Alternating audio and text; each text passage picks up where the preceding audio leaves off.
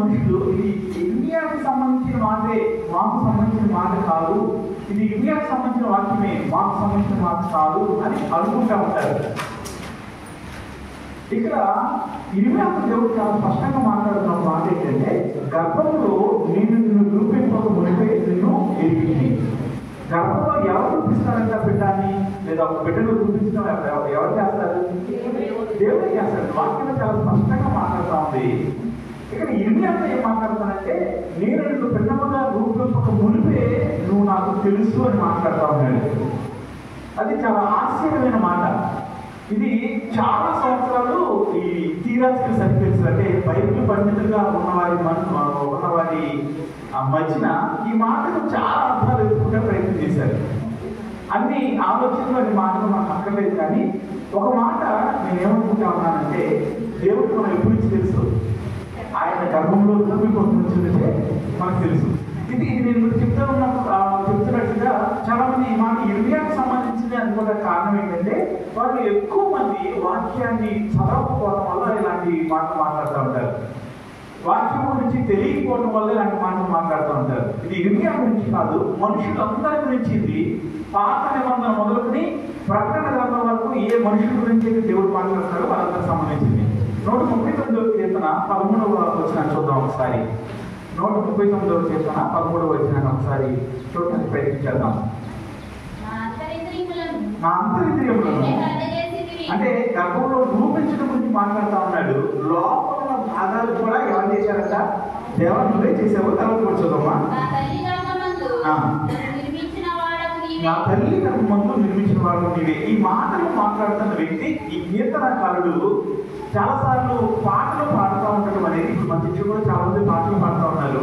ఆ పాటలు వాళ్ళు మనందరినీ రిప్రజెంట్ చేస్తూ పాడుతూ ఉన్నారు. మనందరం కలిసి పాడుతున్నాము, ఒకరు ముందుండి పాడుతూ ఉన్నారు. వాళ్ళు పాడే పాట వాళ్ళ సొంతానికి కాదు పాడేది, మనందరి పక్షంగా మనందరితో కలిసి దేవుడిని స్తుతిస్తూ ఉన్నారు. ఒకరు ఇక్కడ పాట పాడుతున్నారంటే అర్థం ఏంటంటే, మనందరి పక్షంగా వారు దేవుడిని కీర్తిస్తూ ఉన్నారు. వారు ముందు నుంచి ఉన్నారు, మనం తర్వాత వాళ్ళతో పాటు పాడుతూ ఉన్నాం. ఈ కీర్తన రాసిన వ్యక్తి కూడా ఇశ్రాయేలు అందరి యొక్క ఉద్దేశాలను, ఇశ్రాయేలు నమ్మకాలను, ఇశ్రాయేలు యొక్క గొంతును వినిపిస్తూ ఉన్నాడు.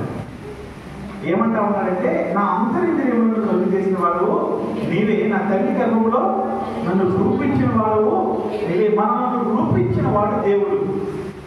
ఈరోజు మీకు 3 విషయాలు మీకు పంచుకోవాలని ఆశపడతాను. అందులో మొదటిది, మనము మన తల్లిదండ్రుల ద్వారా ఈ భూమి మీద తీసుకురాబడ్డామే, కానీ మన తల్లి గర్భంలో మనం రూపించిన వాడు యేసయ్య. 16వ వచనం చాలా స్పష్టమైన మాట ఉంటుంది, అది కూడా చదవమ్మా. నేను పిండమై ఉండగా నీ కన్నులు నన్ను చూచెను. అదే మాట కొన్ని వందల సంవత్సరాల తర్వాత ఈ మాటలు ముందుకు వెళ్తా ఉన్నాయి. ఇర్మియా అంటా ఉన్నాడు, నీవు నన్ను, ఇర్మియాతో దేవుడు అంటా ఉన్నాడు, నువ్వు పిండముగా నువ్వు గర్భంలో నుంచి రూపించకముందే నీవు నన్ను ఎరిగితిని. ఈ ఇర్మియాతో దేవుడు మాట్లాడుతూ ఏమన్నాడంటే, నువ్వు నాకు తెలుసయ్యా. 2 విషయాలు చాలా స్పష్టంగా మాట్లాడుతున్నాడు. ఒకటి, నిన్ను రూపించిన వాళ్ళను, నిన్ను నిర్మించిన వాళ్ళను నేనే. రూపించడం నిర్మించడం కూడా మాత్రమే కాదు, అక్కడ ఆపట్లా. ఎందుకంటే అక్కడ ఆపట్లా. ఎందుకంటే ప్రతి పక్షిని, ప్రతి చేపను తనంతట తాను తన బిడ్డలను కలుగు చేసేదానిగా నిర్మించాడు దేవుడు. ఆదికాండం 1వ అధ్యాయం మనం చూసినప్పుడు, ఆదికాండంలో 1వ అధ్యాయం చాలా స్పష్టంగా, 1వ అధ్యాయంలో చాలా స్పష్టంగా సృష్టికరమైన మనం చూసినప్పుడు ఆయన ఏం మాట్లాడతారంటే, ప్రతి పక్షి లేదా ప్రతి చెట్టు తమ జాతులను పుట్టించడానికి అనుకూలంగా చేయబడింది. అలాగే మనుషులు కూడా తమ బట్టి వారిని పుట్టించడానికి అనుకూలంగా చేయబడ్డారు. కానీ ఆ చేయబడిన వారు, పుడుతున్న వారు దేవుడికి తెలిసిన వారు. అంటే ఇంకో మాటలో చెప్పాలంటే, ఇక్కడ మన అందరినీ మన తల్లి గర్భంలో రూపించినది దేవుడే. అంత మాత్రమే కాదు, ఆయన మనము తెలుసు. మనం ఎరిగి ఉన్న దేవుడు.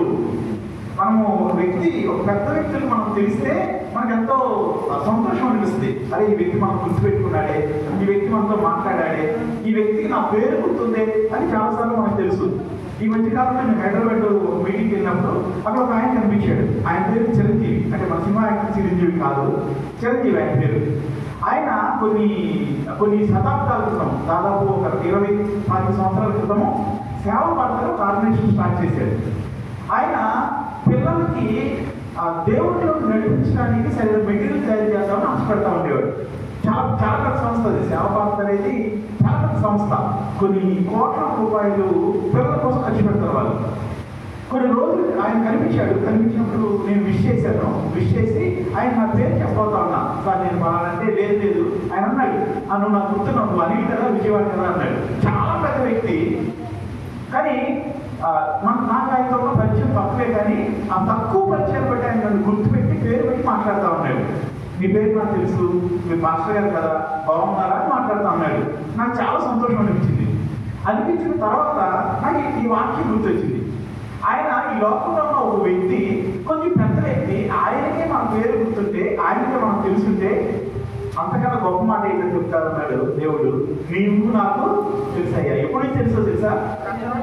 నువ్వు నీ గర్భంలో పడకముందే ప్రతిగా ఉండగానే నువ్వు నాకు తెలుసు అంటా ఉన్నాడు. నాకు ఎంతో సంతోషపడాల్సిన విషయం ఇది, ఎంతో గర్వించాల్సిన విషయం.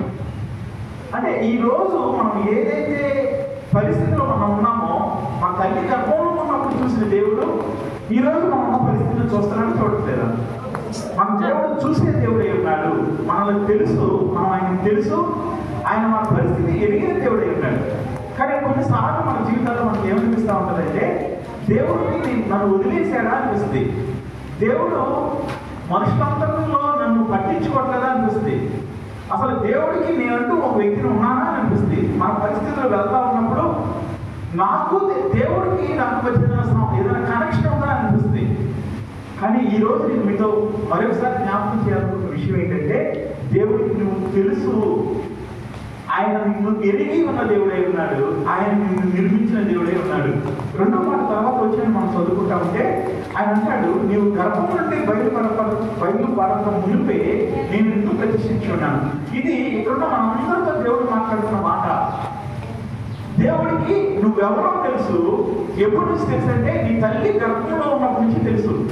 ఈ లోకంలో నీకు ఎవరైతే తెలుసో, లేదా నిన్ను ఎవరైతే తెలుసు అనుకుంటున్నారో వాళ్ళందరికీ కూడా నువ్వు తల్లి గర్భం నుంచి బయటకు వచ్చిన తర్వాతే తెలుసు. కానీ మన దేవుడికి నువ్వు తల్లి గర్భంలో ఉండగానే నిర్మింపబడుతుంది, కానీ నీ అంతరంగంలో నిర్మింపబడతా ఉన్న సమయంలో నుంచే నువ్వు తెలుసు. ఆ తర్వాత ఆయన అంటా ఉన్నాడు, ఆయన నిన్ను ప్రతిష్ఠించాడు. దేవుడు నిన్ను ప్రతిష్ఠించాడు. ప్రతిష్ఠించడం అనే మాట అక్కడ అర్థం ఏంటంటే ప్రత్యేకించటము, ఒక ప్రత్యేకమైన విషయం కొరకు ప్రత్యేకించటము. దేవుడు నిన్ను ప్రతిష్ఠించాడు. దేవుడు తన కొరకు నిన్ను ప్రతిష్ఠించుకున్నాడు. దేవుని కొరకు నువ్వు ప్రత్యేకపరచబడిన వ్యక్తివి.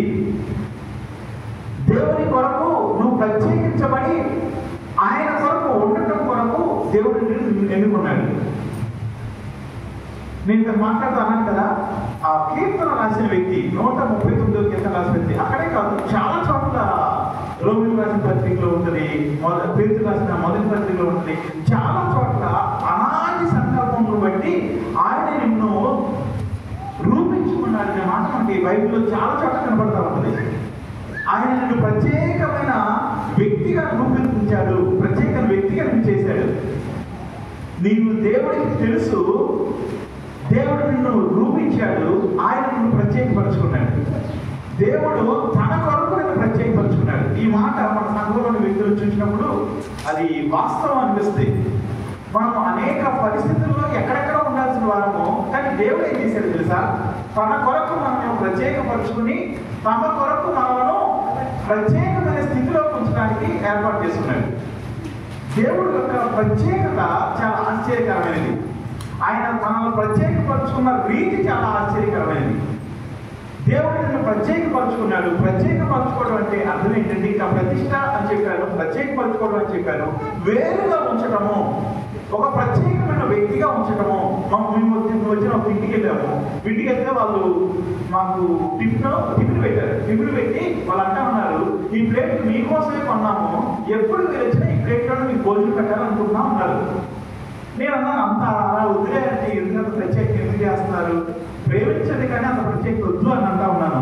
కానీ నాకు అనిపించింది, ఒక వ్యక్తిని ప్రత్యేకపరిచారు లేదా ఒక వ్యక్తి కొరకు ప్రత్యేకపరిచింది ఉంచిందంటే కారణం ఏంటంటే వాళ్ళ ప్రేమను వారు చూపిస్తా ఉన్నారు. ప్రత్యేకపరచడం అనేది వారి ప్రేమను చూపిస్తా ఉంది. దేవుడిని ప్రత్యేకపరచుకోవడంలో ఆయన నిన్ను ఎంతగా ప్రేమించుకుంటున్నాడో అర్థమైంది.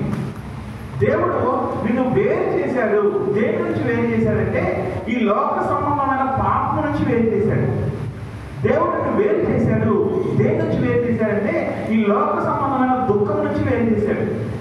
దేవుడు నిన్ను వేరు చేశాడు. ఎందుకోసం వేరు చేశాడంటే తన కొరకు లేదా తాను నీకుతో ఉండటం కొరకు వేరు చేశాడు. చాలాసార్లు ప్రత్యేకింపబడటం అనేది కొన్నిసార్లు మనకి ఇబ్బంది అనిపిస్తూ ఉంటుంది.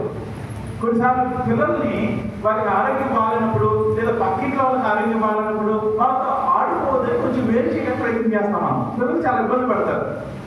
ఎందుకు నేను వేరుగా ఎన్నుకుంటాను, వేరుగా ఎన్నుకుంటాను, వేరుగా ఉండమని ఎందుకు తల్లి చెప్తుందంటే ఆ వేరొక వ్యక్తిలో ఉన్న అనారోగ్యము ఈ బిడ్డకు రావడం ఇష్టం లేక. దేవుడు నిన్ను ఎందుకు ప్రత్యేకించుకున్నాడంటే ఒకటి ఆయన నిన్ను ప్రేమిస్తా ఉన్నాడు. ఆయన అమితమైన ప్రేమ బట్టి నిన్ను ప్రత్యేకించుకున్నాడు. ఎందుకు నిన్ను ప్రత్యేకించుకున్నాడంటే ఈ లోకంలో ఉన్న పరిస్థితులు నీకు హాని చేస్తాయి కాబట్టి, ఈ లోకంలో ఉన్న పరిస్థితులు నీకు సంతోషాన్ని ఇవ్వవు కాబట్టి, ఈ లోకంలోని పరిస్థితులు నిన్ను నరకం వైపు లాక్కెళ్తాయి కాబట్టి అందుకోసం నిన్ను ప్రత్యేకపరుచుకున్నాడు. ప్రత్యేకించబడిన వ్యక్తిగా నువ్వు జీవిస్తున్నావా లేదా ఒకసారి ఆలోచన చేసుకో. మనము ప్రత్యేకింపబడిన వాళ్ళము. ఎలా ప్రత్యేకింపబడిన వాళ్ళం అంటే దేవుని ప్రేమ చేత ప్రత్యేకింపబడిన వాళ్ళం. ఎందుకు ప్రత్యేకింపబడిన వాళ్ళం అంటే దేవుడు మన కొరకు సిద్ధపరిచిన పరలోకాన్ని స్వతంత్రం చేసుకోవడానికి ప్రత్యేకించబడిన వారు. ప్రత్యేకింపబడిన వ్యక్తులు నూతనమైన ప్రత్యేకమైన దీవులను పొందుకుంటారు. మనుషులకు మనం ఏం ఆశపడతామంటే మనం అందరితో కలిసి ఉండాలి, మనం అందరిలోనూ కలిసి ఉండాలి, కానీ ప్రత్యేకమైన పరిస్థితి మనం ఉండాలనుకుంటాం. మనం అవతల వారిని హాని చేయడం లేదా అవతల వారిని ఇబ్బంది పెట్టడం మనకు ఇష్టం లేదనుకుంటా ఉంటాం.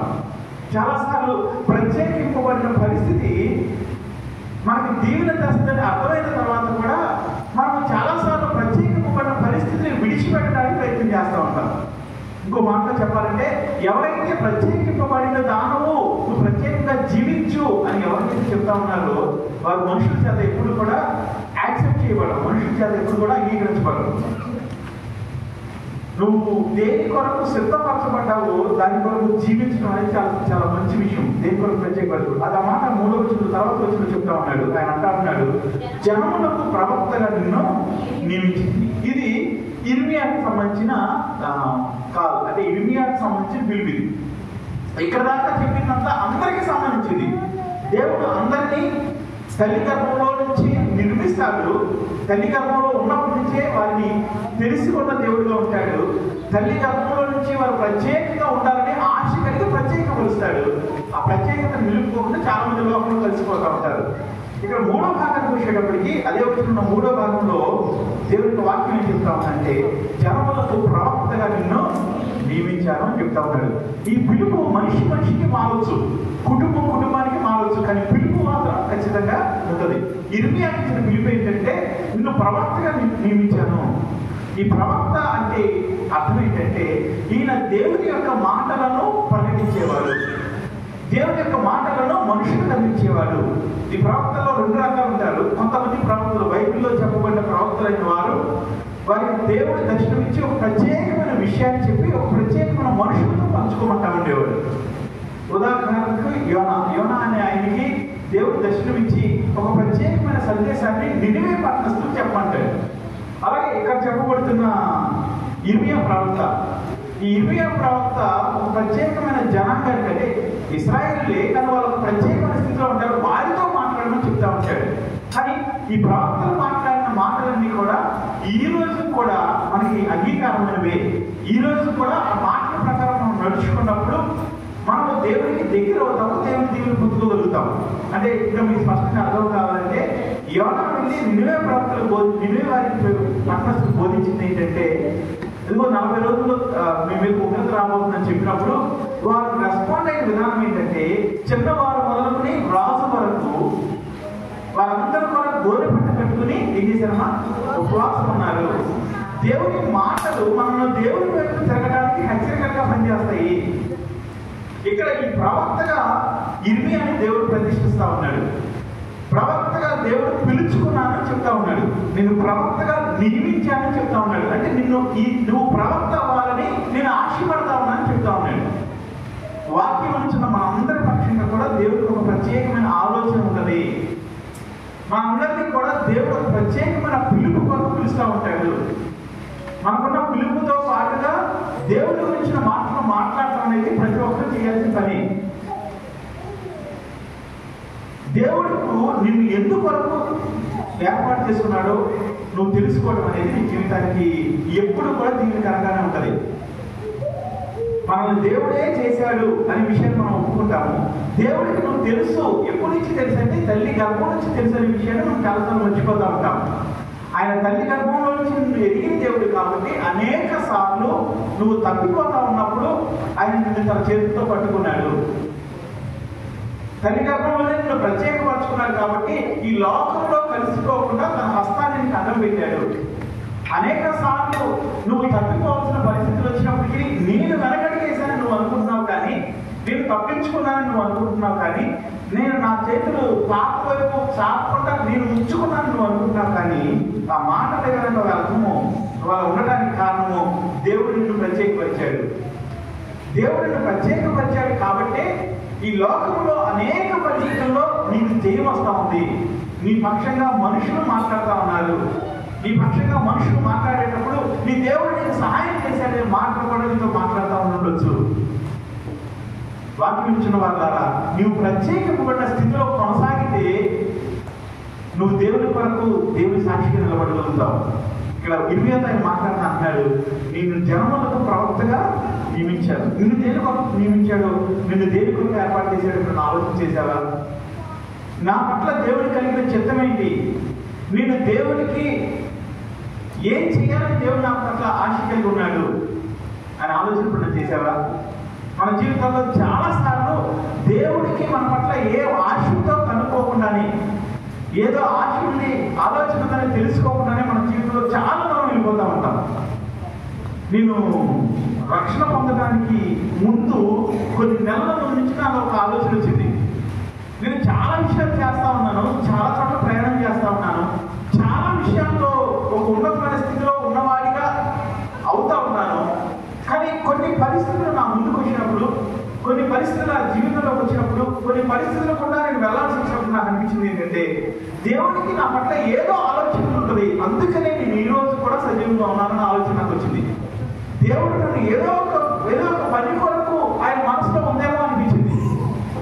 అందుకని కొన్ని అన్ని పక్కన పెట్టి దేవుడి సన్నిధికి వచ్చి నేను హైదరాబాద్ నుంచి 2 రోజులు ప్రార్థన చేస్తున్నాను, ఇంట్లోని తర్వాత ఇక్కడికి వచ్చిన ప్రార్థన చేస్తున్నాను. ఆ ప్రార్థనలో నాకు అర్థమైంది ఏంటంటే దేవుడు నన్ను ఒక ప్రత్యేకమైన పని కోసం పిలుస్తా ఉన్నాడు. దాన్ని విడిచిపెట్టి నేను వేరే వైపు వెళ్తున్నాను అర్థమైంది. పని మాత్రమే కాదు, దేవుడు ముందు నన్ను సరి చేసుకోవడానికి ఇష్టపడుతున్నాడనే విషయం కూడా నాకు అర్థమైంది. ఈ విషయాలు ఎలా అర్థమవుతాయి తెలుసా? ఈ విషయాలు మనం ప్రార్థన చేసుకునేటప్పుడు అర్థమవుతాయి. ఈ విషయాలు వాక్యం చదువుతా ఉన్నప్పుడు అర్థమవుతాయి. వాక్యము సజీవమైనది. వాక్యానికి ఒక పేరు ఏంటంటే అది సజీవమైనది. సజీవమైనది అంటే అర్థం ఏంటంటే దానికి ప్రాణం ఉంది. మనం వాక్యం అంటే ఒక పుస్తకాన్ని చూస్తూ ఉన్నాం, వాక్యం అంటే పేపర్ని దాని మీద ఉన్న అక్షరాలను చూస్తూ ఉన్నాం. కానీ వాక్యము సజీవమైనది. సజీవమైనది అంటే బ్రతికున్నదంటే అది మాట్లాడుతుంది. ఒక మనిషిలాగా వాక్యం మాట్లాడుతూ ఉంది. ఒక మనిషితో ఎలా మాట్లాడతాడో, ఒక మనిషి తన హృదయంలో పక్కన మనిషికి అర్థమయ్యేలాగా ఎలా కమ్యూనికేట్ చేస్తాడో వాక్యం కూడా అలాగే. వాక్యానికి ఉన్న ఒక శక్తి ఏంటంటే అది మూలుగుల వరకు దూరే 2 అంచుల ఖడ్గం లాంటిది. అంటే వాక్యము మాట్లాడుతున్నప్పుడు మనకు ఎలా అనిపిస్తుంది అంటే లోపల పుచ్చుకున్నట్టుగా ఉంటుంది. ఈ అనుభవము వాక్యంలో అనేక సార్లు మనకు కనపడుతుంది. వాక్యం గురించి పౌలు రాస్తే అంటాడు కదా, వాక్యము సజీవమైనది, అది 2 అంచులు కలిగిన ఖడ్గము లాంటిదే, అది నరములు మూలుగుల మట్టుకు దూరేగా ఉంటుంది. అంత మాత్రమే కాదు, వాక్యము పొడుచుకుంటుంది.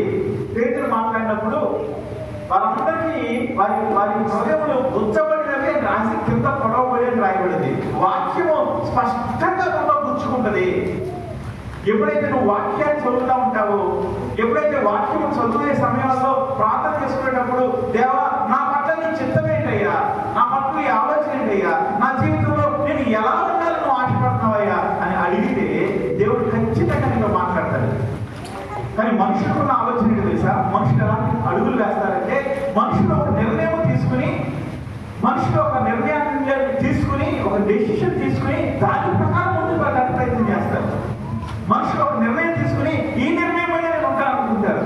ఆ నిర్ణయం తీసుకోవడానికి అనేకమైన కారణాలు ఉంటాయి వాళ్ళకి. కానీ మన నిర్ణయం మంచిదా, దేవుడి ప్రణాళిక మంచిదా? మన నిర్ణయం కన్నా దేవుడి ప్రణాళిక అత్యున్నతమైనది. ఆయన ఊహలు, ఆయన తలంపులు మన ఊహలు లాంటివి కాదు, అవి చాలా ఉన్నతమైనవి. తర్వాత అవి మేలు కొరకే కానీ వీడి కొరకు కాదు. అవి దీవెనకరమైనవే కానీ నష్టం కొరకు చేయబడినవి కాదు. వాక్యం ఇచ్చిన వాళ్ళ ఈ ఒక్క వచనము, 4వ వచనం మొత్తం ఏం మాట్లాడుతుందంటే, ఆయన మనల్ని నిర్మించాడు, ఆయనకు మనము గర్భంలో ఉన్నప్పటి నుంచే తెలుసు, ఆయన మనలను ఈ లోక పాపంలో శాపంలో పడిపోకుండా ప్రత్యేకపరుచుకున్నాడు.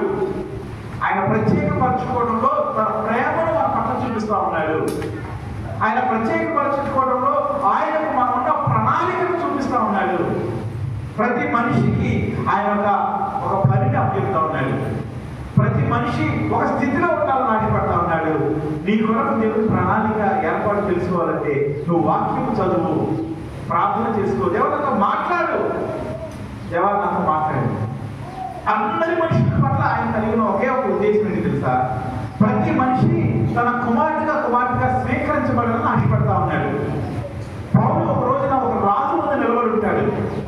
ఆ రాజు పౌలుతో మాట్లాడిన మాట నాకు చాలా ఆశ్చర్యం అనిపిస్తుంది.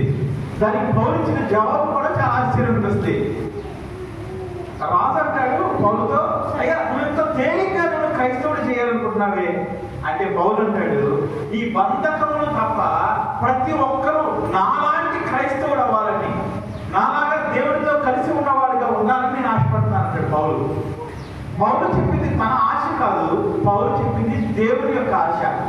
పౌలు చెప్పింది తన హృదయంలోని మాటలు కాదు, పౌలు చెప్పింది మనుషులందరి పక్షంగా దేవుడి హృదయంలో ఉన్న మాటలు. దేవుడు ప్రతి మనిషిని తన కుమార్తెగా స్వీకరించి తానున్న స్థలంలో మనలో కూడా ఉంచుకోవాలని ఆశపడతా ఉన్నాడు. అది దేవుడు మనిషి పట్ల కలిగిన ఆలోచన. మనుషులందరి పక్షంగా కాకుండా, రక్షణ పొందడం కాకుండా ప్రతి మనిషిని దేవుడు ప్రత్యేకమైన పని కొరకు ఏర్పాటు చేసుకుంటాడు.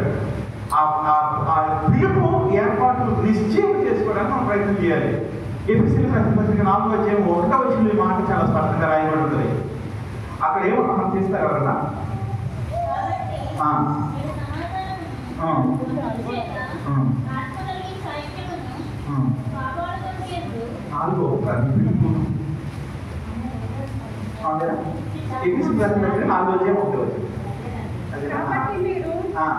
సమాజమును బంధువు చేత ఆత్మ కలిగి ఐక్యతను కాపాడుకుంటేందు శ్రద్ధ కలిగిన వారై ప్రేమతో ఒకరినొకరు సహించు. మీరు పిలువబడిన పిలుపుకి తగిన జీవితము అంటే, మనుషుడు ఒక పిలుపు, దేవుడు ఒక పిలుపుతో పిలుస్తాడు. అంటే మనుషులకి ఒక ఏర్పాటు దేవుడి పక్షంగా ఉంటుంది. ఈ మొదటి భాగాన్ని నేను ముగించే ముందు, నువ్వు దేవుని కొరకు దేవుని చేత పిలువబడ్డావో నీకు నిశ్చయిత ఉందా, లేకపోతే నీకు సంబంధించిన ఆలోచనలు కలిగి ముందుకెళ్ళిపోతా ఉన్నావా? నీ ఆలోచన ప్రభు యొక్క ఆలోచనతో ఏకీభవించినప్పుడు నీ ప్రయత్నాల్లో చాలా సార్లు ఒడిదుడుకులు ఎదురవుతూ ఉంటాయి. నీ ఆలోచన ప్రభు యొక్క ఆలోచనకు కోయిన్సైడ్ అవుతూ కలిసి చేతులు వేసుకుని వెళ్లకుండా ఉన్నప్పుడు చాలాసార్లు ఆ పిలుపుకు తగిన జీవితాన్ని పొందుకోవడానికి ఇబ్బంది అవుతుంది. ఇది ప్రతి మనిషి తన జీవితంలో ఆలోచించాల్సిన విషయం. నేను నా పట్ల దేవుడు కలిగిన ఆలోచనను నేను తెలుసుకోగలుగుతున్నానా? దేవుడి ఆలోచనను తెలుసుకోవడం చాలా ముఖ్యమైనది. దేవుడు దేని కొరకు నిన్ను నియమించాడో, ఏర్పాటు చేసుకున్నాడో ఆ ఏర్పాటులో ఒదిగిపోవడం అనేది చాలా మంచిది. ప్రత్యేకంగా చెప్పాలంటే దేవుడు నిన్ను తన కుమారుడిగా ఉండటానికి ఏర్పాటు చేసుకున్నాడు, నియమించుకోవడానికి.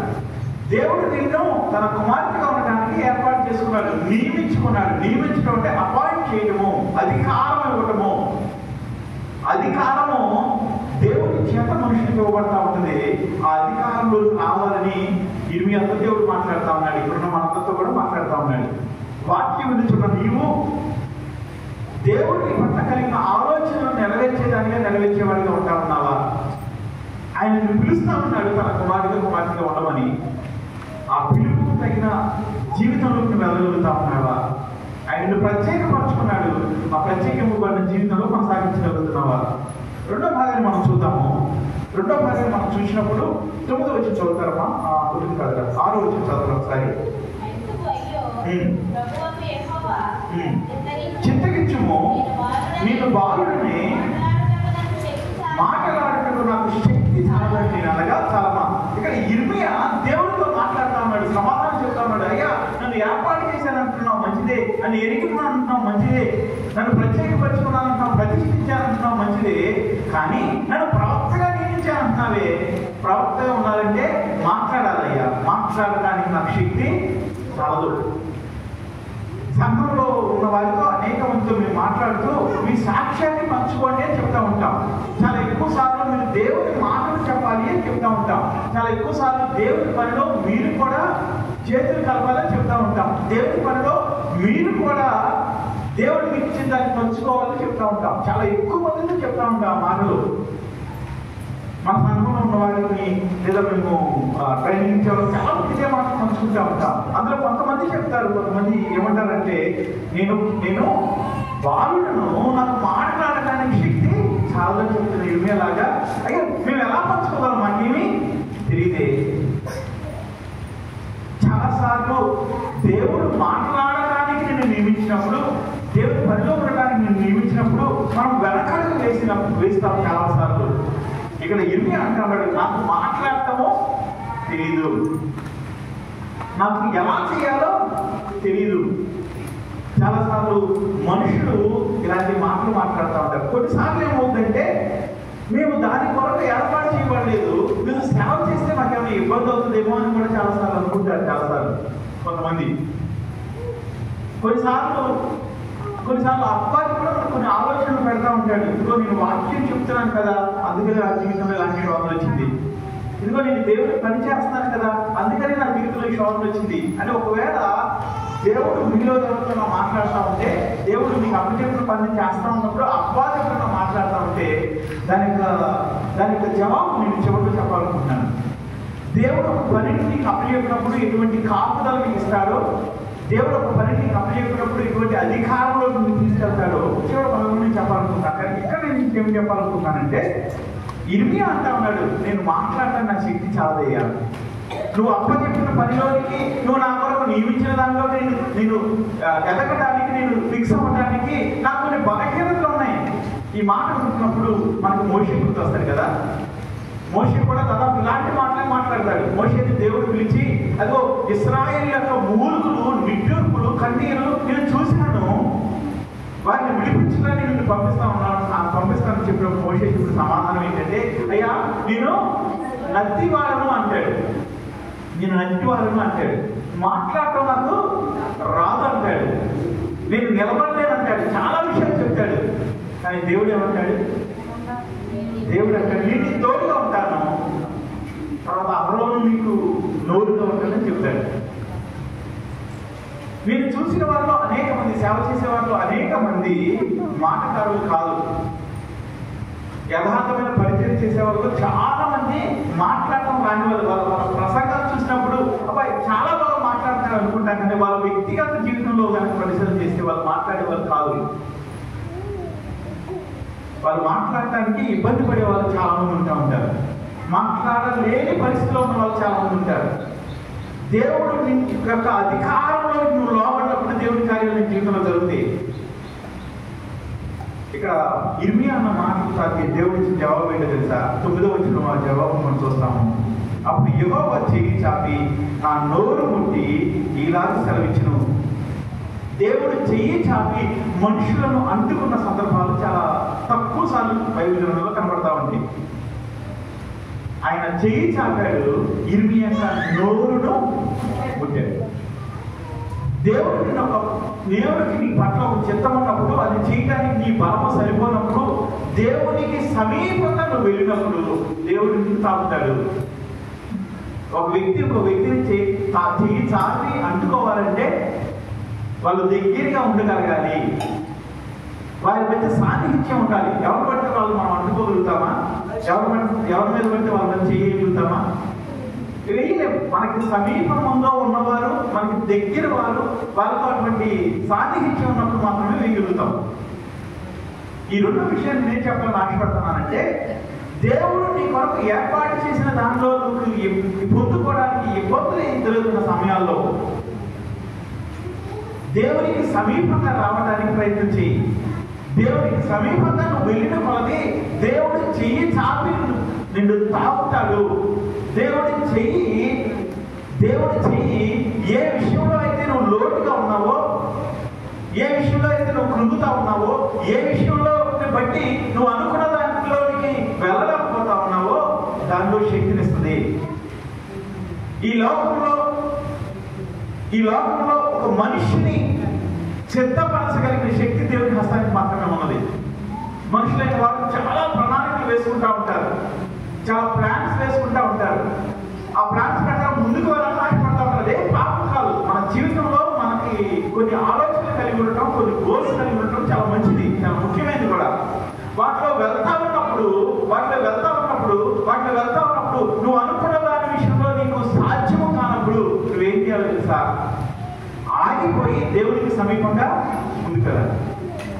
నా జీవితంలో కూడా అనేక సార్లు కొన్ని పనులు అనుకున్నప్పుడు, కొన్ని ప్రయత్నాలు చేస్తా ఉన్నప్పుడు, సాధ్యం కానప్పుడు, నా సాయశక్తిగా కృషి చేసిన సమయంలో నేను ఆగిపోతా. చాలాసార్లు ఆగిపోయి దేవుని పాదాలు పట్టుకోవడానికి ప్రయత్నం చేస్తా. అయ్యా, నేను చాలా చేయాలనుకున్నాను, చాలా చేయగలను, కానీ నా ప్రయత్నాలు నేను చేయగలిగినవన్నీ కూడా నాకు నష్టాన్ని తీసుకొస్తా ఉన్నాయి, వాటమని తీసుకొస్తా ఉన్నాయి. నేను ఏమీ చేయలేని స్థితికి చేరుకున్నాను. నీ వైపు చూస్తా ఉన్నాను. దేవా, నేనేమీ చేయలేనయ్యా, నీ వైపు చూస్తా ఉన్నాను, నీ దగ్గరికి వస్తా ఉన్నాను, నాకు సహాయం చేయవా, నాకు ఆలోచన ఇవ్వా. నేను నా ఆలోచన సక్సెస్ అవ్వట్లా, నా ప్రణాళిక సక్సెస్ అవ్వట్లా, నేను వేసే ప్రతి అడుగు దానివల్ల నష్టం వస్తా ఉంది, కానీ ఆ నష్టంలో నుంచి బయటకు రాలేని పరిస్థితిలో ఉంటా ఉన్నా, నష్టంలో దిగజారిపోతా ఉన్నా అని ఆగి ప్రార్థన చేసే సందర్భాలు చాలా ఉన్నాయి. ఒక విధంగా చెప్పాలంటే ఇప్పుడు కూడా అలాంటి ప్రార్థనలో ఉన్నా. నేను చేసే పనిలో లోపం లేదు, కష్టపడే విధానంలో లోపం లేదు, ప్రయత్నాల లోపం లేదు, చేసేదన్నీ చేస్తా ముందుకు వెళ్తా ఉన్నప్పుడు కొన్నిసార్లు మన జీవితంలో నష్టాలు ఎదురవుతూ ఉంటాయి, కష్టం వస్తూ ఉంటుంది. నాకు తెలిసిన చాలా మంది వ్యక్తులు ఇలాంటి పరిస్థితిలో ఉన్న వారిని నేను చాలా మంది కలుసుకోవడం జరిగింది. ఒక వ్యక్తితో నేను ఈ మధ్యకాలంలో మాట్లాడుతా ఉన్నాను. అతను చెప్పాడు, వాడి దగ్గర చాలా ప్రయత్నాలు చేస్తాను, చాలా కష్టపడతా ఉంటాడు, చాలా కష్టపడతాడు, ఇప్పటికి కష్టపడి పని చేస్తా ఉన్నాడు. కష్టపడి పనిచేసి ఒక 4 సంవత్సరాల తర్వాత వెనక్కి తిరిగి చూసుకుంటే కొన్ని లక్షల రూపాయలు అప్పు ఉంది. అంతా మాట్లాడుతా ఉన్నా, ఏమైంది ఒకరితో మాట్లాడుతా ఉన్నప్పుడు అతను చెప్పాడు, అనే ఏ రోజు ఒక మంచి షర్ట్ కోసం వాడిని డబ్బులు పాత్ర తీయలేదు, ఏ రోజు జల్సా చేయలేదు, ఏదైనా కొనుక్కుని ఇంటికి తీసుకురావాలన్నా సరే 1కి 10 సార్లు ఆలోచించాను. పిల్లలకు బట్టల విషయంలో కూడా ఆలోచించేవాడు. కానీ నా పరిస్థితి అయిపోయింది. నాకు ఆశ్చర్యం అనిపించింది. నిజమే, అప్పుడు చెప్పింది ఏది అర్థం కాదు. చాలా కష్టపడతా ఉన్నాడు, చాలా ప్రయత్నాలు చేస్తా ఉన్నాడు, కానీ తన జీవితంలో నష్టం ఎదురవుతా ఉన్నప్పుడు, ఆ నష్టం మాత్రమే కాకుండా అప్పు రూపంలో దిగజారిపోతా ఉన్నప్పుడు, అలాంటి సమయంలో కొంతమంది కలిశాను. ఇప్పుడు కూడా అదే చెప్పాను, నాన్న నువ్వు ఇప్పుడు ఆగిపో, ఏదైతే చేస్తున్నావో ప్రతి చేస్తూ ఆగిపోయి నువ్వు నాతో ఏది చెప్పావో అది కొన్ని మాటలు మార్చి దేవుడితో చెప్పు. దేవా, నేను చేసిన ప్రతి ప్రయత్నము నష్టానికి దారితీస్తుందయ్యా, నేను చేసిన ప్రతి ప్రయత్నంలో ఓడిపోతానయ్యా, ఇదిగో నీ సమీపానికి నేను వస్తా ఉన్నాను, నా పట్ల నీ కార్యం జరిగించు అన్నాడు. నువ్వు దేవునికి సమీపంగా వచ్చిన కొలది, నువ్వు దేవునికి సమీపంగా అడుగులు వేసిన కొలది నువ్వు ఏమై ఉన్నావో దేవుడు నీకు చూపిస్తాడు, నువ్వు ఎలాంటి పరిస్థితిలో ఉన్నావో దేవుడు నీకు చూపిస్తాడు. అంతా మాట్లాడుతూ అన్నాను. ఈ మధ్యకాలంలో చాలా మందికి ఫోన్లో వాక్యం చెప్తా ఉన్నాం, ఫోన్లో వారిని రక్షణ పొందడానికి సిద్ధపరుస్తూ ఉన్నాం. అంటే ఇక్కడ ఏదైతే కూర్చోబెట్టి మనము దేవుని యొక్క వాక్యం చెప్పి ప్రార్థన చేసుకోమంటామో దాదాపు అలాంటి పరిస్థితి, అలాంటి పని చేస్తా ఉన్నాం. అతను అన్నాడు, నేను సిద్ధమే అన్నయ్య, నువ్వు ఎలా చెప్తే అలా పెట్టాను, ఎలా ప్రార్థన చేయమంటే అలా ప్రార్థన చేస్తాను, నా హృదయం దేవసేనలు ప్రోణించుకుంటాను అన్నప్పుడు నేను అప్పుడు చెప్పాను. ఒక పని అయితే కొన్ని విషయాలు చెప్తాను. మొదటిది విగ్రహాలు, నేను అందరితో చెప్పిన మాట అంతా కూడా చెప్పాను. నేను అన్నయ్యకి లేదా భాస్కర్కి ఎలా కనపడుతున్నాను అనుకోవద్దు. ఏది చెప్పినా సరే నీ హృదయాన్ని తెరిచి ఇది నీలో ఉందా లేదా పరిశీలన చేసుకుంటూ ప్రార్థన చెయ్యి. నేను ప్రార్థన అయిపోయిన తర్వాత నీకు గుర్తున్నవన్నీ అయిపోయిన తర్వాత గుర్తులేని వాటిని గుర్తు చేయని దేవుడు అని చెప్పారు. మనము మా రక్షణ పొందినప్పుడు అదే చేస్తాం కదండి. అలా చెప్తా ఉన్నాడు. మొదటిగా విగ్రహాల గురించి చెప్పాను. విగ్రహాల గురించి చెప్తా ఉన్నప్పుడు అతను అన్నాడు, నీ నా గురించి నీకు తెలియదేముంది, నేను ఎప్పుడు కూడా ఒక విగ్రహారాధన కొరకు ఎప్పుడు కూడా ఒక విగ్రహం ముందు వెళ్ళి దండం పెట్టడం కానీ ఇంకేమీ నా జీవితంలో లేవు అన్నాడు. మంచిది రా, కాకపోతే ప్రార్థన చేసుకోని చెప్తా ఉన్నాను. ప్రార్థన చేసుకో అని చెప్తున్నప్పుడు తర్వాత రోజు అతను ఫోన్ చేసి అని చెప్పినాడు కదా, తన జీవితంలో మరుగు పడిపోయిన విషయాలు రెండింటినీ దేవుడు అతను జ్ఞాపకం చేశాడు. తను ఆ స్థలంలో అడుగు పెట్టాడు అని దండం పెట్టుకోలేదు, ఏమీ చేయలేదు, కానీ ఆ స్థలంలో అడుగు పెట్టాడంట. తన హృదయంలో ఎప్పుడు అది లేదు. తన హృదయంలో లేదు ఎప్పుడు. యేసు ప్రభు కాకుండా మరొక దేవుడు అని పిలవబడుతున్న వారు, దేవత అని పిలవబడుతున్నాడు ఎవరికి కూడా తన హృదయంలో తన పనుల్లో ఎప్పుడు చోటు లేదు అనుకున్నాడు. కానీ ఎప్పుడైతే దేవుడి సన్నిధి గురించి ప్రార్థన చేస్తా ఉన్నాడో, నేను చాలాసార్లు చెప్పాను కదా, దేవుడి సన్నిధి అంటే మనం ఎక్కడైతే మోకరించి ఆయన వైపు కళ్ళకి చూస్తామో దేవుడి సన్నిధి. దేవుడి సన్నిధి అంటే చర్చి మాత్రమే కాదు. చర్చికి వచ్చి ప్రార్థన చేసుకుంటే చాలా మంచిది. ఎందుకంటే చర్చికి వచ్చి ప్రార్థన చేసుకోవడం వల్ల ఎటువంటి డిస్టర్బెన్స్ ఉండదు. నువ్వు ఇంటి దగ్గర ఒక్కో చోట చేసేదానికన్నా ఎక్కువగా దేవుడి వైపు చూడడానికి అవకాశం ఉంటుంది. అలా రాలేని సమయంలో ఎక్కడ దేవుడు మనం మోకరించి దేవుడి వైపు చూస్తామో అక్కడ దేవుడి సన్నిధి అవుతుంది. అతను ప్రార్థన చేస్తా ఉన్నప్పుడు 2 విషయాలు నాతో పంచుకోవడానికి ఇష్టపడ్డాడు అతను. ఆ 2 విషయాలు తన హృదయాన్ని తను చూసుకోవడానికి కారణమైంది. అతను అంటా ఉన్నాడు, జీవితంలో మొదటిసారి ఈ దేవుడి దగ్గర నుంచి నాకు జవాబులాగా అనిపించింది అన్నయ్య. ఎప్పుడు జరిగిందో తెలుసా? అది ఒక మనిషి దేవుడికి సమీపంగా వస్తా ఉన్నప్పుడు నీ ముఖకాంతిలో నా రహస్యమైన పాపాలు కనపడతాయి అనే మాట నెరవేర్పును మనం చూడగలుగుతాం. దేవుడికి సమీపంగా నువ్వు రాగలిగితే, నీ హృదయం తెలిసి రాగలిగితే, దేవుడు నాకు చూపించు, ఇదిగో నేను చేయాలనుకున్న పని చేయడానికి నాకు సాధ్యం కావట్లేదు, నేను చేసుకుంటూ వెళ్తున్న కష్టము నాకు నష్టాన్ని తీసుకొస్తుంది, నా జీవితంలో తర్వాత ఏంటో నాకు అర్థం కావట్లేదు, అనేక సార్లు ఉన్నవాటిని కోల్పోయే స్థితి దిగజారిపోతున్నాను అని నువ్వు ప్రార్థన చేయగలిగితే దేవుడు నీకు సహాయం చేస్తాడు. ఇర్మియాని తాకిన దేవుడు నిన్ను కూడా తాకుతాడు. నా జీవితంలో ఖచ్చితంగా చెప్పాలంటే ఒక విధంగా నాన్న కూడా ఒక పెద్ద సాక్ష్యము. ఒక మనిషి దేవుడి దగ్గర నుంచి దేవుడి దగ్గరికి రాకుండా ఉన్నప్పుడు ఎంత కష్టపడినా ఎలా నష్టపోతాడో నాన్న సాక్ష్యము. రక్షణ పొందక ముందు మా తాత వాళ్ళు మా నాన్న వాళ్ళకి 7 ఎకరాల పొలం ఇచ్చారు ఒక్కొక్కరికి. అప్పుడు చాలా ఎక్కువ, అది ఒక్కొక్కరికి 7 ఎకరాల పొలం ఇవ్వండి. నాన్న ఏ రోజు పెద్దగా ఖాళీగా కూర్చున్న వ్యక్తి కాదు. రక్షణ పొందక ముందు ఏ రోజు కూడా పని చేయకుండా ఖాళీ ఉన్న రోజు ఉంటాయి, కానీ భర్త కష్టం కాదు, లేదు ఏదైనా చెడ్డ అలవాట్లకి డబ్బులు పోగొట్టేవాడు కాదు. ఏం చేశాడు, చాలా కష్టపడతా ఉండేవాడు. కానీ కొన్ని రోజులు అయిన తర్వాత ఈ 7 ఎకరాల పోగా కొంత తప్పు కూడా మిగిలింది. చాలాసార్లు మనుషుల జీవితాలు చూసినప్పుడు నాకు అనిపిస్తుంది, ఒక నష్టం జరుగుతూ ఉన్నప్పుడు మనిషి ఏం చేయాలో తెలుసా? ముఖ్యంగా ఆయన ఎరిగిన మనుషులు, ఆయన చేత ప్రత్యేకమైన మనుషులుగా మనం ఏం చేయాలో తెలుసా? దేవుడి వైపు తిరిగి, దేవా నా ప్రయత్నం చేశాను, నాకు నష్టం వచ్చింది, ఇదిగో నీ దగ్గరికి వస్తానయ్యా, నన్ను బలపరచు, ఇదిగో నీ దగ్గరికి వస్తున్నానయ్యా, నన్ను నాకు చూపించు, ఇదిగో నీ దగ్గరికి వస్తున్నానయ్యా, నా జీవితంలో నీకు నాకు మధ్య ఆటంకం ఏమవుతుందో నాకు బయలుపరచు. నువ్వు చేసే ఈ ప్రార్థన దేవుడికి నిన్ను సమీపం చేస్తే, నువ్వు చేసే ఈ ప్రార్థన దేవుడి సన్నిధి నీకు తోడుగా ఉండేలా చేస్తే, ఈ లోకంలో ఏ ఒక్క శక్తి దేవుడికి వ్యతిరేకంగా గెలవడం నేను చూడలేదు ఇప్పుడు వరకు. దేవుడు నీతో ఉంటే వచ్చే విజయానికి మించిన విజయమో ఈ లోకంలో ఎప్పటికీ దొరకదు. ఇర్మియా దేవుడితో మాట్లాడుతున్నాడు, అయ్యా నా బలము సరిపోదయ్యా, నాకు మాట్లాడటానికి శక్తి లేదయ్యా, నువ్వు నీ బలహీనత దేవుడికి చెప్పగలిగేవాడా? మనకి సహజంగా మనకు మించిన ఆలోచన ఎవరు లేదనుకుంటాం. మనం చాలాసార్లు దేవుడు కూడా లేదనుకుంటాం.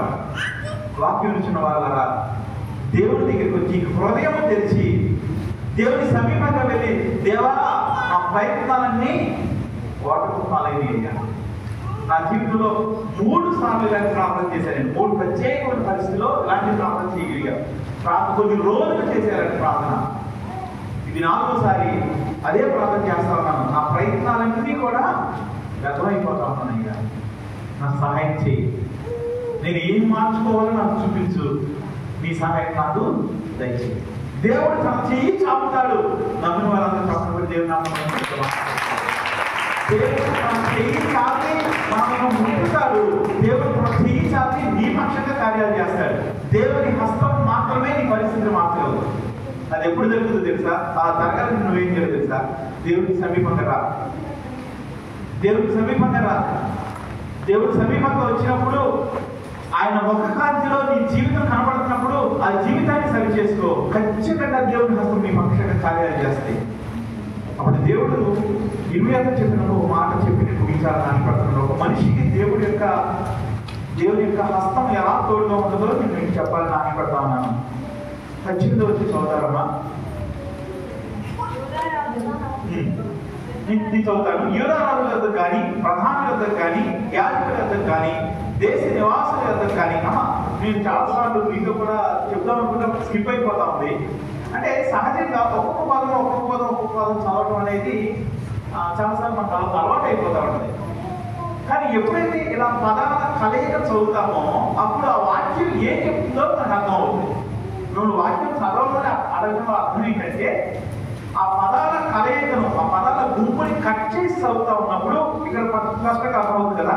యోధా రాజుల వద్ద కానీ, ప్రధానుల వద్ద కానీ, యాజకుల వద్ద కానీ, దేశ నివాసుల వద్ద కానీ, ఈ దేశం అంతటిలో నువ్వు ఎక్కడికి పోయినను అంటే ఈ 4 భాగాలు ఏం చెప్తున్నాయంటే, రాజు దగ్గరికి వెళ్ళినా, ప్రధాన యాజకుల దగ్గరికి వెళ్ళినా, యాజకుల దగ్గరికి వెళ్ళినా, నువ్వు ఎక్కడికి వెళ్ళినా సరే అదే దీన్ని కట్ చేసుకుని యోధా రాజుల యొద్దకు దాన్ని చదువుకి ఏం అర్థం కాదు.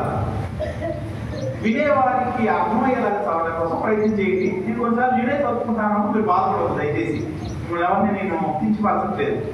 ఎక్కడికి వెళ్ళినా సరే దేవుడికి సమీపంగా వచ్చిన తర్వాత, దేవుడికి నీ పక్షంగా తన హస్తాన్ని చాపిన తర్వాత నువ్వు ఎక్కడికి వెళ్ళినా సరే ఏం జరుగుతుందో తెలుసా? ప్రాకారము గల పట్టణము గాను, ఇనుప స్తంభము గాను, ఇత్తడి గోడలు గాను నీ ఉండునట్టు ఈ దినమున నిన్ను నియమిస్తాను. అంటే ఒక్క మాటలో చెప్పాలంటే, ఎప్పుడైతే నువ్వు దేవుడికి సమీపం అవుతావో, ఎప్పుడైతే దేవుడికి నీ కొరకు తన హస్తాన్ని చాపుతాడో, ఎప్పుడైతే దేవుని హస్తము చేత నువ్వు తాకబడతావో, ఎప్పుడైతే దేవుని సన్నిధిలో నువ్వు సరి చేసుకోవడానికి సమర్పించుకుంటావో, ఎప్పుడైతే దేవా నా చేత కావట్లేదు, నేను చేయాల్సిన ప్రయత్నాలన్నీ చేశాను, ఇక ప్రాణం ఉన్న బొమ్మలాగా నేను తిరుగుతా ఉన్నానని దేవుడి సన్నిధిలో నువ్వు ఒప్పుకోగలుగుతావో, దేవుడు తన ప్రత్యేకమైన పని కొరకు నిన్ను సిద్ధపాటు చేస్తాడు. తన హస్తము నీ పక్షంగా చాపుతాడు. నీ జీవితంలో తాను ఏమై చేయాలనుకుంటున్నాడో, నువ్వు ఎలా ఉండాలనుకుంటున్నాడో ఆ స్థితికి లేవనెత్తాడు. దేవుడికి మనుషుల పట్ల కలిగిన ఆలోచన ఏంటి తెలుసా? చాలాసార్లు పాత నిబంధన వాగ్దానాలన్నీ కూడా మన పట్ల దేవుడు కలిగిన ఆలోచనలు. అందులో ఒక ఆలోచన మీతో చెప్పాలని ఆశపడతా ఉన్నాను. ఆయన అంటాడు, నేను నిన్ను తలగానే నియమిస్తాను కానీ తొందర నువ్వు అప్పించే వారిగా ఉంటా కానీ అప్పులు తీసుకునే వారిగా ఉండవు. ఎన్నో వాగ్దానాలు ఉన్నాయి. ఆ వాగ్దానాలు నెరవేర్చి మనం చూడాలని ఆశపడతాం. ఇంకా గొప్ప విషయం చెప్పిన అంటే ఆ వాగ్దానం నెరవేర్చి చూస్తుందంటే, ఆ వాగ్దానాలు నీ జీవితంలో జరగటము నీకు ఇష్టము. ఇంకా గొప్ప విషయం చెప్పినా నేను, అది నీ ఇష్టం కాదు, నీ పట్ల దేవుడి కలిగి ఉన్న చిత్తం, అది ఆలోచన. ఆ వాగ్దానం చదివినప్పుడు చాలాసార్లు ఆ వాగ్దానం మనం బలపరుస్తూ ఉంటుంది. ఆ ఒక్క మాట మనం స్థిరపరుస్తూ ఉంటుంది. ఆ ఒక్క మాట బట్టి జీవితకాలం అంతా ఆ ఒక్క మాట మనం ఎంత కష్టంలో ఉన్నా సరే మనం ఇది ఒక్క మాట జరిగిన చాలు అనుకుంటారు చాలాసార్లు. ఇప్పుడు అనుకున్నారు మీ జీవితంలో వాగ్దానం చదివినప్పుడు, బైబిల్ ఉన్న వాగ్దానం చదివినప్పుడు ఈ మాట నా జీవితంలో నెరవేరాలని అనుకున్నారా? ఆశపడ్డారా? ప్రతి ఒక్క వ్యక్తి ఆశపడ్డారు. నేను కూడా ఆశపడ్డాను చాలాసార్లు. ఈ ఆశ మనది కాదు, మనల్ని రూపించిన దేవుడిది. ఈ ఆశ మనది కాదు, మనల్ని గర్భంలోనే ఎరిగిన దేవుడిది. ఈ ఆశ మనది కాదు, మనం ప్రేమించి మనం ప్రత్యేకపరుచుకున్న దేవుడిది. ఎప్పుడైతే నువ్వు దేవుడికి సమీపంగా ఉంటావో, ఎప్పుడైతే నువ్వు దేవుడికి సమీపంగా నడవడానికి ఇష్టపడతావో, ఉండడానికి ఇష్టపడతావో, సరి చేసుకోవడానికి ఇష్టపడతావో, దేవుడికి ఇచ్చే కాపుదల అత్యున్నతమైనది. ఇర్మియాకు దేవుడిచ్చిన బాధ్యత ఏంటంటే, వాళ్ళు కష్టాల్లో ఉన్నప్పుడు, ఇశ్రాయేలు అణగదొక్కబడుతూ ఉన్నప్పుడు, చుట్టుపక్కల రాజ్యాలలో వచ్చి వాళ్ళని చెరసాల పాలు చేసి వాళ్ళని ఇబ్బంది పెడతా ఉన్నప్పుడు, కొంతమంది వారి చేతులతో విగ్రహాలకు ధూపార్పణ చేస్తూ ఉన్నప్పుడు వాళ్ళ మధ్య నిలబడి, ఇదిగో నీ మీద ఉగ్రత రాబోతా ఉన్నాయి, కారణం ఏంటంటే నీ జీవితం దేవుడికి ఇష్టమైనది కాదని చెప్పటం. కష్టమా కాదు. ఒక వ్యక్తిని, ఆ వ్యక్తి యొక్క జీవితం దేవునికి ఇష్టం లాని పరిస్థితిలో వెళ్తా ఉండాలన్నప్పుడు దీనివల్ల నువ్వు నష్టపోతావు అని చెప్పడం కష్టమా? తేలిక. ఒక తప్పు చేసే వ్యక్తిని చూసి ఈ తప్పు చేసి నువ్వు నష్టపోతావు అని చెప్పడం కష్టమా? తేలిక. కొంతమంది తేలిక అంటారు, కొంతమంది కష్టం అంటారు. అంటే నీకు చేయడం కష్టమా? తేలిక. ఇప్పుడు చాలా మంది పిల్లలు అయిపోతారు.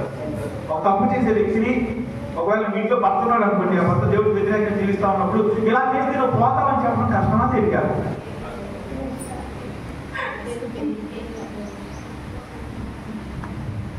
నేను అనుకుంటాను చాలా కష్టం. ఒకటి మొహమాటం వస్తుంది, ఒకటి అతను కోపం వస్తుంది, ఒకటి అలా జరగకూడదని మన హృదయంలో కోరుకుంటా ఉంటాం. అలాంటిది ఇర్మియా వెళ్ళి రాజుల దగ్గర నిలబడి, ఇదిగో దేవుడు నీ మీద ఉగ్రత కుమ్మరించిపోతా ఉన్నాడు, నువ్వు నాశనం అయిపోతావు, నువ్వు చెట్లోకి వెళ్ళిపోతావు అని చెప్పటము చాలా కష్టం, చాలా కష్టం. దేవుని వాక్యాన్ని చాలాసార్లు నమ్మటం చాలాసార్లు కష్టం. ఇర్మియాతో ఈ మధ్య భాగాల్లో 18 నుంచి 9 నుంచి 18లో వచ్చే మధ్య భాగాల్లో ఇర్మియాతో దేవుడు మాట అంటాడు. ఆ మాట నాకు చాలా ఆశ్చర్యం అనిపిస్తూ ఉంటాడు చాలాసార్లు చదివినప్పుడు. 17వ వచనం చివరి భాగాన్ని చూసినప్పుడు, వారికి ప్రకటన చేయము. ఏం ప్రకటన చేయాలంటే, నేను నీకు ఆజ్ఞాపించినది అంతయో. ఇంకా ఖచ్చితంగా 17వ వచనం మొదటి భాగం చదువుతారు ఎవరన్నా? కాబట్టి నీవు నడుము కట్టుకుని నిలువబడి నీకు ఆజ్ఞాపించినదంతయు వారికి ప్రకటన చేయి. ఏది చెప్పానో వాళ్ళకి చెప్పు అని అంటాడంటే, నీవు భయపడకము, లేదా నేను వారి ఎదుట చాలా కష్టమైన పని అప్పు చెప్తూ ఉంటాడు. ఒకటే ప్రకటించడం, నిలబడటమే కష్టం, రాజులు ఎదురుగా నిలబడి ప్రకటించడం చాలా కష్టము. చాలా కష్టమైన పని కూడా ఏం చెప్తున్నాడు తెలుసా? భయపడద్దు అని చెప్తా ఉన్నాడు. ఒక వ్యక్తి దగ్గరికి వెళ్ళి నిన్ను దేవుడు దీవిస్తాడని చెప్తే వాళ్ళు సంతోషంగా మనకి కాఫీ టీ ఇచ్చి పంపిస్తారు. పాస్టర్ గారు కనుక ఆ మాట చెప్తే, పాస్టర్ గారు కనుక వెళ్ళి దేవుడిని దీవించిపోతారమ్మా అన్నాం అనుకోండి, ఏం చేస్తారు? అప్పుడు డబ్బులు కూడా ఇచ్చి పంపిస్తారు. అదే పాస్టర్ గారు వెళ్ళి నన్ను చర్చికి రావట్లేదు కదా, చాలా ఇబ్బందులు పాలవుతా ఉన్నాం అనుకోండి, అప్పుడు ఏం చేస్తారు? మన చర్చలో అయితే మన భాష అర్థం అవుతుంది కాబట్టి తొందరగా అప్పెంట్ కాకపోవచ్చు, కానీ వేరే వాళ్ళు ఏం చేస్తారు తెలుసా? పాస్టర్ గారు ఊరుకుంటా, లేకపోతే ఏదైనా చేయొచ్చు, ఏదైనా మాట్లాడవచ్చు. ఇర్మియా ఈరోజు పాస్టర్ గారు మాట్లాడాల్సిన మాట్లాడకుండా చాలా పెద్ద మాటలు చెప్తా ఉన్నాడు. ఈరోజు పాస్టర్ గారు చాలా మంది సేవలు చేసేవారు నరకం గురించి మాట్లాడటానికి భయపడతా ఉన్నారు, పాపం గురించి మాట్లాడటానికి భయపడతా ఉన్నారు. పాపంలో నుంచి నువ్వు సరి చేసుకోకపోతే నీ చేతి నీ కష్టము పిలిసెంచి వేసినట్లు అవుతుంది అనే మాటలు ప్రకటించడానికి ఇష్టపడలేదు. మనుషులను దేవుని సన్నిధిలో నిలబెట్టడానికి, వారిని సరి చేయడానికి చాలా మంది ఇష్టపడలేదు. ఈ మధ్యకాలంలో నేను కొన్ని వీడియోస్ చూస్తూ ఉన్నాను. దేవుని అంటే అంతకుముందు నేను వీడియోస్ చూడటం, ఫోటోస్ చూడటం చాలా ఇష్టం లేదు. ఈ మధ్య కొన్ని పరిస్థితులు బట్టి ఎందుకు మనసు పడేటట్టు చూస్తూ ఉన్నప్పుడు చాలా ఎక్కువ శాతం మంది పెద్ద సేవకులుగా భావించబడుతున్న వాళ్ళు చాలా ఎక్కువ మంది వాళ్ళు దీవించబడతామనే వాక్యం చెప్తా ఉన్నారు. వాక్యంలో దీవించబడతామని వాక్యం ఖచ్చితంగా ఉంది. వాళ్ళు దేవుడి యొక్క వాక్యం నుంచి చేస్తున్నారు. కానీ తీసేవారు, ప్రకటించేవారు ఆ వాక్యం వెనకాల ఉన్న విషయాలు చెప్పలేదు. నువ్వు పాపంలో కొనసాగితే ఏదైతే నీకు దీవెనగా కనబడుతుందో అది నీ శీతక శాపంగా మారుతుంది. పాపాన్ని నువ్వు సరి చేసుకోకపోతే అది ఒక కురుకుడు పురుగులాగా ఉంటుంది, నిన్ను నీ కుటుంబాన్ని తినేస్తుంది అనేది వాక్యం యొక్క ప్రకటన. ఎవడు పాపాన్ని సరి చేసుకుంటాడో, ఎవడు దేవుని వైపు చూస్తాడో, ఎవడు దేవుని కొరకు నిలబడటానికి తన సంతోషాన్ని సైతం పక్కన పెడతాడో వారు దీవించబడతారు. ఇది చెప్పట్లేదు దేవుని వాక్యంలో. నేను ఒక వీడియో చూస్తా ఉన్నాను, సడన్గా వీడియో చూస్తా ఉన్నప్పుడు ఒక ఆయన మాట్లాడుతూ ఉన్నాడు. వాళ్ళ నాన్నగారు నాకు బాగా తెలుసు, అతను కూడా బాగా తెలుసు. నేను పేరు పెట్టి పిలిచేవాడు అతన్ని. మనుషులంతా మారిపోతారు తెలుసా. మన పేరు పెట్టి పిలిచేవాడు, అతను నాన్న అనేవాడు, నా వెనకాల ఉండేవాడు. కొన్నిసార్లు కొన్నాళ్ళ తర్వాత పరిస్థితి మారింది. పెద్ద చర్చి ఉంది, ప్రతి ఇల్లు కొట్టుకున్నాడు. ఒక ఆయన అతను నాతో ఆయన అందరి దగ్గర పనులు వెళ్తా మీరు కూడా వస్తారా అంటే నేను రానండి, కింద ఉంటారు ఇద్దరు అందరం వెళ్ళాం. కింద కారు ఉంటే కారు దగ్గర తీసుకెళ్ళాడు. నేను చాలా సేపు వరకు నాకు పలకరించి కూడా పలకరించలేదు. నన్ను తీసుకెళ్ళాను, నాకు పరిచయం చేస్తానంటే అప్పుడు చెప్పాడు లేదండి ఇది నాకు తెలిసి అని చెప్పాడు. ఆ వ్యక్తి వాక్యం చెప్తా ఉన్నాడు. ఏమన్నాడు తెలుసా, ఎవరన్నా ఒకవేళ నేను స్థలం అమ్మమని అడిగితే వాళ్ళు స్థలం అమ్మకపోతే ఆ స్థలం 10 తరాల వరకు అమ్ముడు కాకూడదని ప్రార్థన చేస్తాడంట ఆయన. ఒక ఇల్లు అద్దెకమని అడిగితే అతను ఇల్లు అద్దెకోకపోతే ఆ ఇల్లు దెయ్యాల పంపగా మారిపోవాలని ప్రార్థన చేస్తాడంట. నేను చాలా బాధపడ్డా. వాళ్ళ నాన్నగారు గొప్ప దైవజనుడు, విజయవాడ పట్టణంలో చాలా గొప్ప దైవజనుడు ఆయన. మనుషుల యొక్క కష్టము ఆయన అంతా పక్కన తర్వాత అంటా ఉన్నాడు, నాకు నెలకి ఒక 20 మంది లక్షలు ఇచ్చేవాళ్ళు కావాలి ప్రార్థన చేస్తాను, మీరు ఎవరు అవకాశం తీసుకుంటారని.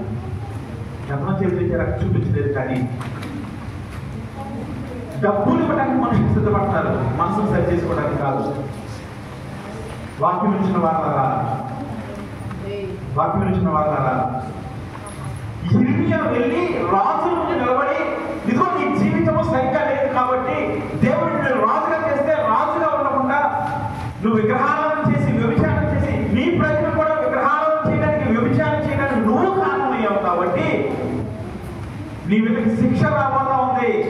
ఉగ్రత పాత్ర దేవుని దగ్గర నుంచి నీ మీద కుమరించబడతా ఉందని ప్రకటన చేయాలి. ఎలా ప్రకటన చేయాలంటే భయపడకుండా ప్రకటన చేయాలంట. భయపడితే నీకు భయాన్ని పుట్టిస్తానంటా ఉన్నాడు. ఈ మాటను కొరకు నేను ఇప్పుడు మీతో మాట్లాడుతా ఉన్నాను. భయపడితే ఏమొస్తుందంట, అదే వచ్చింది ఇప్పుడు చదివాం కదా, వచ్చిన 17 వచ్చిందో భయపడకము, లేదా ఒకవేళ నువ్వు భయపడితే నేను వారి ఎదుట నీకు భయమో. ఎంత కష్టమో తెలుసా అది. భయపడద్దు, భయపడితే నీకు భయం పుట్టింపబడుతుంది. చాలాసార్లు సంఘంలో ఉన్న వారికి కొన్ని బాధ్యతలు అప్పగిపోయేటప్పుడు ప్రార్థన గురించి కావచ్చు, వాక్యం చెప్పడం గురించి కావచ్చు, బాధ్యతలు అప్పగిపోయినప్పుడు వారితో మేము వారి వరకు ప్రార్థన చేస్తూ ఉంటాం.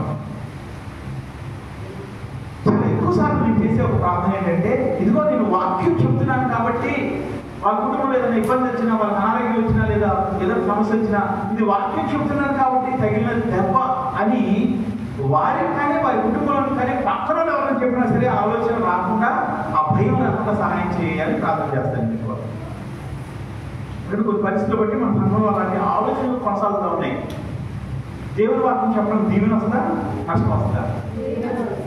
దేవుడి పని చేయడం దీవెన తీసుకొస్తా, నష్టాన్ని తీసుకొస్తారు. కానీ అపవాది చాలాసార్లు ఇదిగో మనకి సాధ్యం కాదు, మనకు ఆ స్థాయి కాదు కాబట్టి నీకు నష్టం వస్తుంది చెప్తా ఉంటాడు. అలాంటి విషయాలు ఎప్పటికీ నమ్మద్దు. కారణం ఏంటి తెలుసా, ఈ ఇర్మియాతో ఆయన అంటా ఉన్నాడు, వాళ్ళకి ఇర్మియాకి బాధ్యత అయిన తర్వాత ఇర్మియాతో దేవుడు అంటా ఉన్నాడు, నువ్వు ఎక్కడికి వెళ్ళినా సరే, అదే 18వ వచ్చినాము, ఎక్కడికి వెళ్ళినా సరే ప్రాకారం కలిగిన పట్టణముగా నువ్వు ఉంటావు. ప్రాకారం కలిగిన పట్టణం అంటే ఒక ఊరు చుట్టూ ఎత్తైన గోడ ఉందనుకోండి, ఆ గోడ దానికి ఎవరు లోపలికి అడుగు పెట్టలేదు. ప్రాకారం అంటే అప్పది, ప్రహరీ గోడ అంటే ఇంటి చుట్టూ కట్టుకునేది. ఒక రాజ్యం చుట్టూ, ఒక ఊరు చుట్టూ ఎత్తైన గోడలు కట్టుకుంటే ఆ గోడకు ప్రాకారం అంటారు. దేవుని దగ్గరికి వచ్చినప్పుడు, దేవునికి సమీపంగా ఉన్నప్పుడు, దేవుని చిత్తంలోనికి నీ చిత్తాన్ని కలుపుకుంటా ఉన్నప్పుడు నీ జీవితము నీ కుటుంబం ఎలా ఉంటుందో తెలుసా? ప్రాకారం కలిగిన పట్టణముగా ఉంటది, ఇనుప స్తంభముగా ఉంటది, ఇత్తడి గోడలుగా ఉంటుంది. అది దేవుడు నీకు ఇవ్వాలని ఆశపడతా ఉన్నాడు.